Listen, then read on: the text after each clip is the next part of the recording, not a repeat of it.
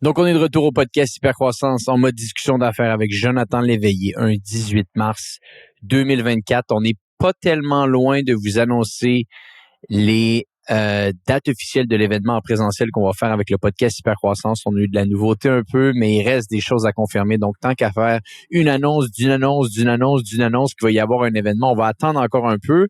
Mais tout ça pour vous dire que ça avance. Je vais en parler un peu, Jonathan, aujourd'hui. Sinon, toi, comment ça va? Ça va super bien, Antoine. Aujourd'hui, dans une slow week, donc une pré-vacance, je quitte sous peu en vacances au Maroc, endroit où on était supposé aller ensemble, mais qui finalement s'est ramassé à San Francisco dernièrement.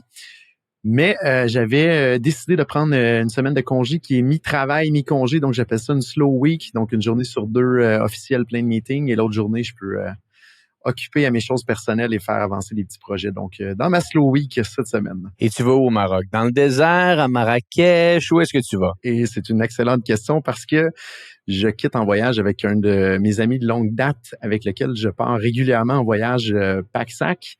Et cette fois-ci, honnêtement, on a interrogé Gemini à savoir quels seraient les 10 pays potentiels qu'on pourrait aller. Et en descendant la liste, on a vu Maroc, on s'est regardé, on a dit on y va, parfait. 20 minutes plus tard, nos billets étaient bookés. Et à partir de là, il nous reste l'itinéraire à faire. Donc, c'est sûr et certain qu'on va aller dans le désert. On est en train d'écouter beaucoup de vidéos sur YouTube, beaucoup d'articles de blog, mais c'est certain que je vais aller au moins une nuit ou deux dans le désert. Et là, on a commencé à noter nos endroits favoris à visiter, mais le parcours n'est pas encore fait. Donc, si vous nous écoutez, ça va jeudi, dans le fond, en écoutant ce podcast-là, je ne serai pas encore là-bas et je serai probablement en train de faire un itinéraire optimisé. Donc, n'hésitez pas à me suggérer des endroits à ne pas manquer sur LinkedIn. Et si vous avez des contacts locaux aussi là-bas, des fois qui peuvent maximiser l'expérience, on aime beaucoup ça, se coller à ce qui se passe. On y va durant la période du Ramadan. Je ne sais pas si je le prononce correctement. Donc, ça vient avec son lot de variables à surveiller et l'autre variable qui peut être plaisante aussi. Donc, on va vivre la culture, je pense, à son meilleur pendant 2 semaines. Ah ben ça va peut-être nous faire un petit podcast quand tu vas revenir. Tu vas nous dire comment que ça se passe, le commerce, le business là-bas. Et tu vois, c'est drôle que tu en parles parce que tu vois, moi, je viens d'arriver aujourd'hui à Montréal. Donc, on fait ce podcast le 18 mars 2024. Il va sortir le 22 mars 2024, si ma mémoire est bonne. Donc, un petit peu jet-lagué aussi sur le voyage, mais bon, je voulais absolument qu'on fasse cet entretien-là aujourd'hui, ou plutôt cette discussion-là. Quelques nouvelles qui ont capté ton attention. On a encore nos favoris qui reviennent. TikTok, Elon Musk. Donc, par où qu'on commence? Je commencerai par TikTok, qui est de retour sur la scène par rapport à se faire bannir par les États-Unis. Donc, je te laisserai peut-être expliquer un petit peu plus parce que tu connais, je pense, un peu mieux que moi la politique des États-Unis. Mais il y a eu un vote la semaine passée, si je me trompe, qui est en cours de bannir TikTok sur le terrain des États-Unis. Bien sûr.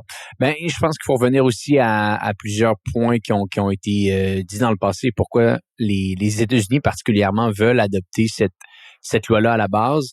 Ça part simplement du fait que de plus en plus, théoriquement, selon ce qu'ils disent, ils n'ont pas mis cette information-là publique à tous.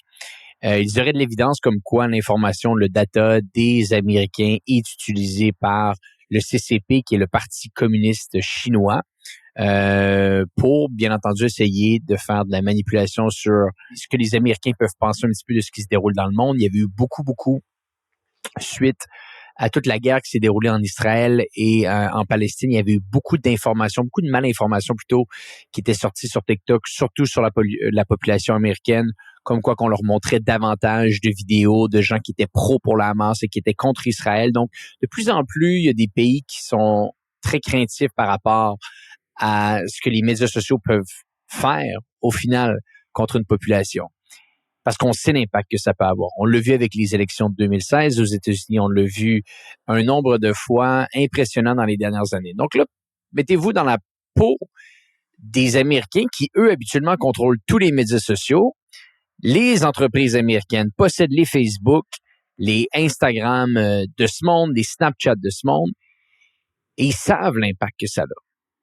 Les X de ce monde, le Twitter de ce monde. Et on le sait, on l'avait vu avec les Twitter Files, à quel point le gouvernement américain, il y avait, je pense, des dizaines et des dizaines d'employés à temps plein du FBI qui travaillaient avec l'ancienne administration de chez Twitter pour mettre à off des messages qui apparaissaient sur la plateforme. Parce qu'ils savent l'impact que ça a, ils savent comment que ça peut influencer l'intérêt des électeurs, l'intérêt de monsieur et madame tout le monde. Donc là, maintenant, le jeu s'inverse.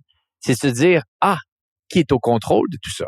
Est-ce que c'est vraiment, cette fois-ci, le Parti communiste chinois qui est derrière les manettes de ce qui se déroule au niveau de l'algorithme de TikTok? Et c'est ça qui fait peur au gouvernement américain. C'est qu'ici, ils peuvent rien faire. Ils ne peuvent pas contrôler comment tout ça est géré, comment tout ça est mis de l'avant. Et bien entendu, la Chine est vue comme un adversaire des États-Unis. Ce n'est pas vu comme un pays allié comme le Canada peut l'être. Donc, tu mets tout ça ensemble, tu as un gouvernement qui sait fondamentalement l'impact des médias sociaux. Ils travaillent avec les plateformes des médias sociaux pour toutes les raisons que j'ai mentionnées juste avant. Ils savent que ByteDance, qui est la société mère qui possède TikTok, a, selon leur évidence à eux, des liens très, très proches avec le CCP, le Parti communiste chinois. Ben là, c'est sûr et certain que 1 + 1 = 2. Et là, ils commencent à essayer de trouver des politiques à mettre en place pour contrôler un petit peu ce qui se déroule. Donc là, oui, tu l'as bien dit, Jonathan, il y a une loi qui a été votée à la Chambre des représentants américains qui, par la suite, doit être adoptée par le Sénat, ce qui n'est pas encore fait, qui a énormément de nuances, mais essentiellement parle de soit bannir TikTok aux États-Unis. Et d'ailleurs, pour les gens qui nous écoutent aujourd'hui, si TikTok est banni aux États-Unis, il peut y avoir des répercussions excessivement rapides avec le Canada, pour la simple et bonne raison qu'on est un allié. Ou encore, revenir à une discussion qui avait eu lieu, ou plutôt même des points qui avaient grandement avancé dans le passé, c'est-à-dire de faire en sorte que les serveurs de ByteDance, de TikTok, soient hébergés aux États-Unis avec une entreprise technologique locale. Oracle avait été mentionné dans le passé comme quoi qu'il pourrait être en charge de cet hébergement-là de serveurs. Encore une fois, ça peut être excessivement compliqué d'aller analyser tout ça, voir si vraiment l'information est simplement hébergée sur le territoire américain et non sur le territoire chinois. Donc, il y a beaucoup de gens qui disent que ça peut être très, très difficile de se rendre là ici et qu'un ban, pardonnez-moi l'anglicisme, de TikTok est peut-être davantage à prévoir. Donc, c'est ce qui se déroule et les choses, on va voir comment elles vont avancer. Et en même temps, on peut comprendre d'où est-ce que ça vient dans l'optique où Facebook, Instagram, Snapchat sont bannis en Chine.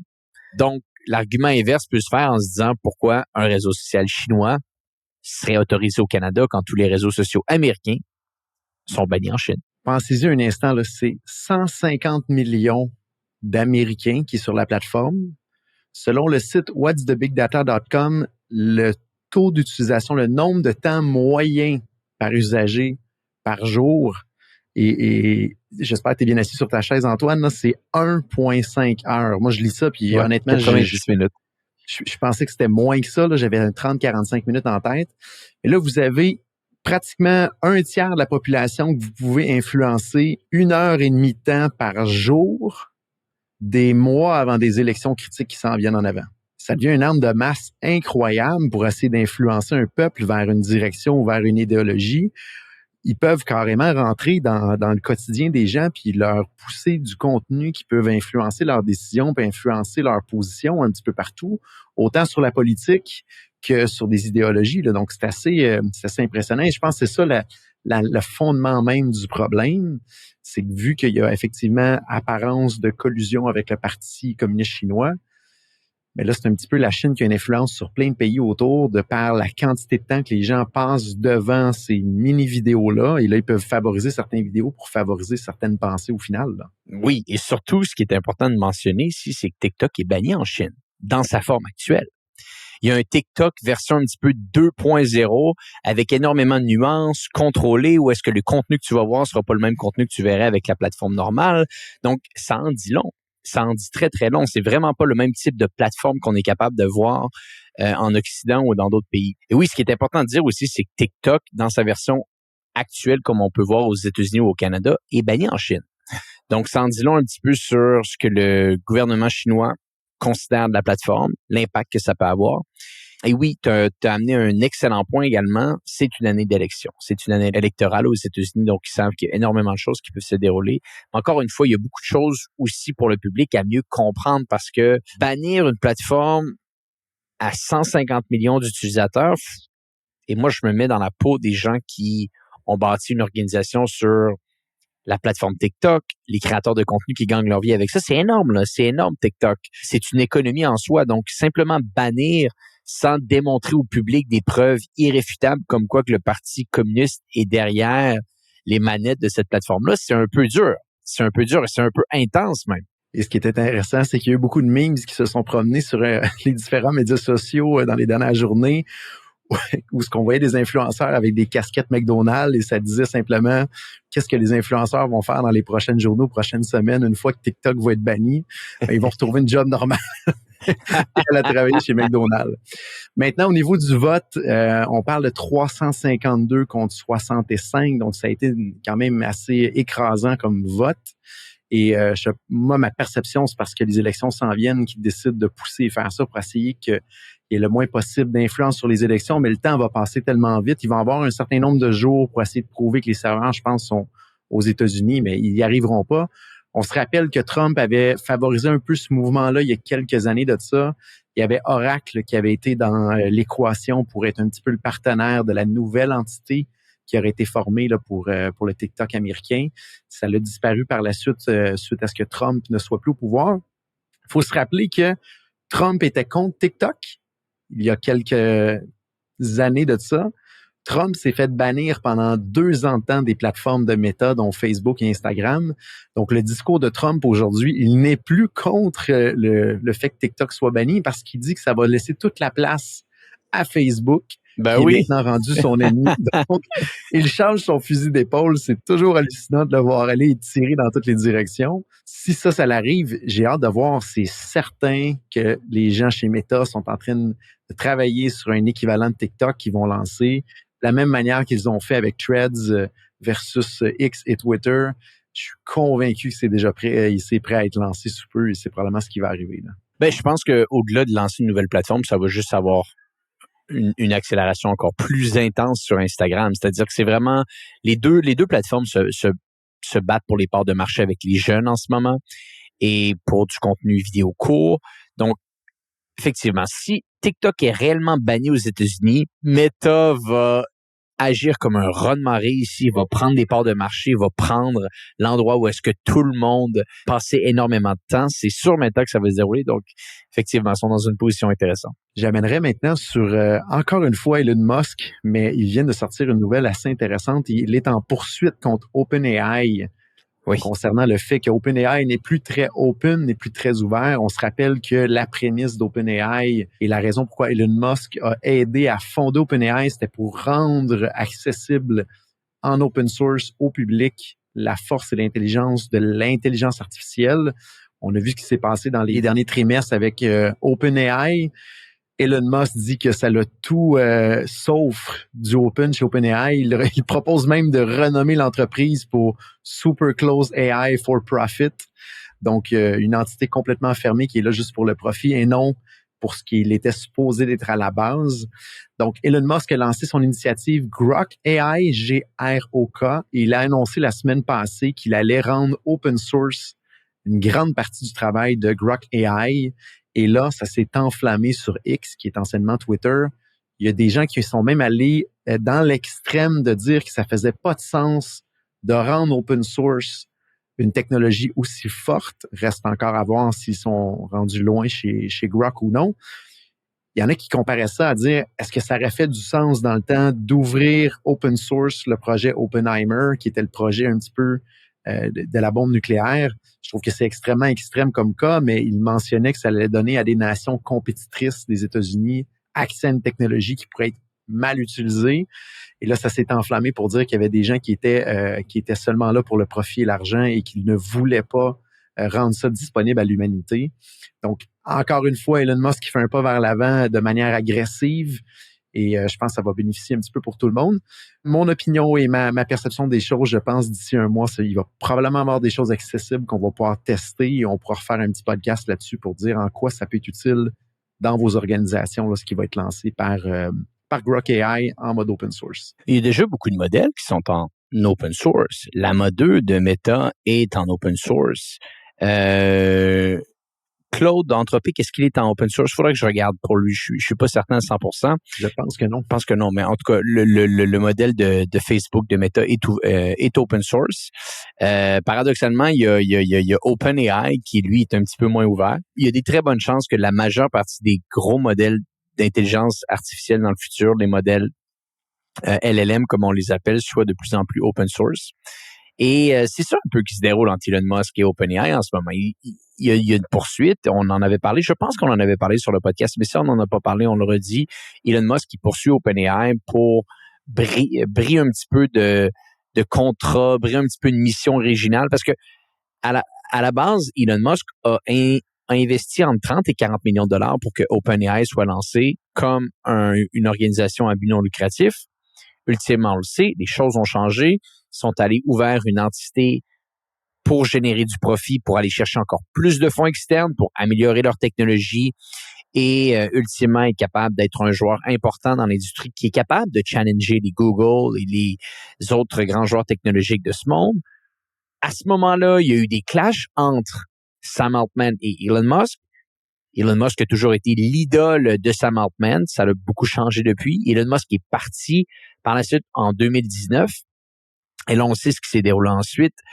Ils ont ouvert une ligne, comme je l'ai mentionné, pour faire de la profitabilité. Ils ont bâti une meilleure technologie. Et il y a eu le tsunami qui s'est déroulé en 2022 quand ils ont lancé ChatGPT.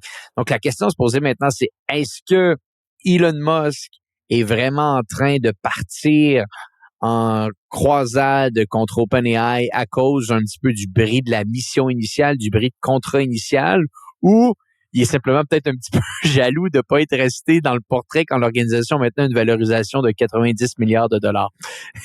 Il y a ça aussi à se poser comme question. Effectivement. Et pendant qu'on discute, j'ai été vérifié, Anthropic et le modèle Claude n'est pas open source. Fait intéressant, si j'interroge Bing Chat, qui est sous OpenAI, il ne veut absolument pas me répondre, mais sur Gemini, il me donne la réponse.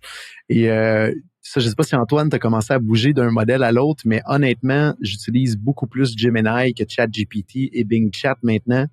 Beaucoup plus rapide à répondre et à date, les réponses sont quand même assez intéressantes et pertinentes. Il y a encore des petits cas aussi qui n'est pas capable de donner les sources. Ça semble un bug encore à l'interne qu'ils n'ont pas réglé. Mais je vois de mon côté pour mon utilisation plus d'efficacité et de rapidité avec Gemini qu'avec les autres modèles. Gemini est gratuit sous la forme sous laquelle moi je l'utilise et je le compare souvent à ChatGPT 4 qui est payante. Donc, si vous utilisez ChatGPT 4 en mode payant. Intéressant. Testez Gemini, donc gemini.google.com, qui est disponible depuis notre retour de San Francisco suite à notre visite chez Google. Donc voilà. Nos amis chez Google vont être contents que tu utilises Gemini. La dernière fois, j'ai eu une rencontre avec eux, ils m'ont dit là, utilisez simplement Gemini, je veux plus jamais entendre parler de ChatGPT. Donc, c'est bien, on va le dire tout haut. Jonathan, est-ce qu'on a d'autres choses au-delà de Elon Musk, de ce qui se déroule un petit peu au niveau de TikTok? Avais-tu d'autres nouvelles pour notre audience? Dernière nouvelle qui pourrait être intéressante de parler. Quand on était à San Francisco, on a été témoin de véhicules taxis qui n'avaient pas de conducteur à l'intérieur. Donc, Bien on sûr. parle de la compagnie Waymo, W-A-M-O. Et je me demandais si c'était disponible un petit peu en temps réel et où est-ce qu'ils en étaient. Puis on en a vu passer là, directement à côté de où est-ce qu'on marchait à San Francisco. Donc, c'était dans les premiers qu'ils testaient. Il y a eu des incidents dans les dernières semaines où il y a des gens qui se sont rassemblés autour des véhicules et le véhicule est programmé pour arrêter s'il y a un humain qui passe proche. Et il y a eu des incendies. Les gens ont allumé des incendies sur les véhicules pour protester contre les robots taxis. Et ça n'a pas arrêté Waymo. Ils annoncent aujourd'hui qu'ils vont lancer à Los Angeles leur service entre Santa Monica et le centre-ville de Los Angeles. Donc, une deuxième ville test qu'ils vont pousser. Et on sait qu'il y a de l'action dans ces villes-là. Donc, si ça fonctionne bien dans ces villes-là, fort à parier qu'ils vont déployer par la suite à grande échelle. Donc, j'ai l'impression d'ici un 6 à 9 mois, on va probablement avoir un grand déploiement de la compagnie Waymo qui va permettre de faire diminuer, je pense, les coûts de déplacement en taxi Uber. Ça serait intéressant à voir qu'est-ce qui va arriver avec Uber à ce moment-là parce qu'on ne sait pas où ce qu'ils en sont avec ce genre de technologie-là. Ils vont être obligés de probablement soit se rallier à une compagnie à la Waymo et compagnie. Je pense que tu as peut-être du data là-dessus avec Volvo, je pense. Ils ont déserté le champ de tout ce qui est hardware. Donc, ce qui est important de comprendre, c'est qu'il doit... Je pense que si Uber fait s'intègre dans cette catégorie-là, ils vont le faire en partenariat un petit peu comme, je sais pas si l'exemple est bon ici, mais comme un Microsoft qui investit chez OpenAI ou comme une organisation qui va investir dans une autre pour aller chercher des parts de marché ou avoir accès à une certaine technologie. Mais depuis que Dara, qui est le CEO de Uber depuis 2018 ou 2019, quand ils ont mis à pied Travis Kalanick, fondateur de Uber, Dara a vraiment fait un très, très gros travail de ménage et il a arrêté toutes les lignes d'investissement chez Uber qui n'étaient pas rentables. Et fondamentalement, celles qui ont écopé le plus, ce sont les lignes de hardware. Et ils ont vraiment gardé tout ce qui est software. Donc, eux, ils investissent beaucoup sur des taxis autonomes, sur des scooters autonomes, sur énormément de technologies de la sorte. Ils en sont sortis pour rester uniquement au moment où on se parle dans le software. Font-ils des investissements dans certaines entreprises qui sont en train de développer le tout? Peut-être, mais à l'interne, chez Uber, ce n'est plus un sujet d'actualité. J'ai un petit peu de data, par contre, supplémentaire. Uber a noué un partenariat avec la compagnie Motional en 2022. Et Motional est une co-entreprise de Hyundai et Aptiv. Donc, Hyundai fournit le matériel automobile, Aptiv est plus du côté logiciel. Et ils ont présentement des véhicules qui se déplacent de manière autonome à Las Vegas et où? À Santa Monica, en Californie. Donc, c'est probablement ce qui explique pourquoi Waymo essaie d'aller attaquer ce territoire-là en deuxième lieu, fortement pour essayer de ralentir un petit peu à ce moment-là l'initiative de Uber.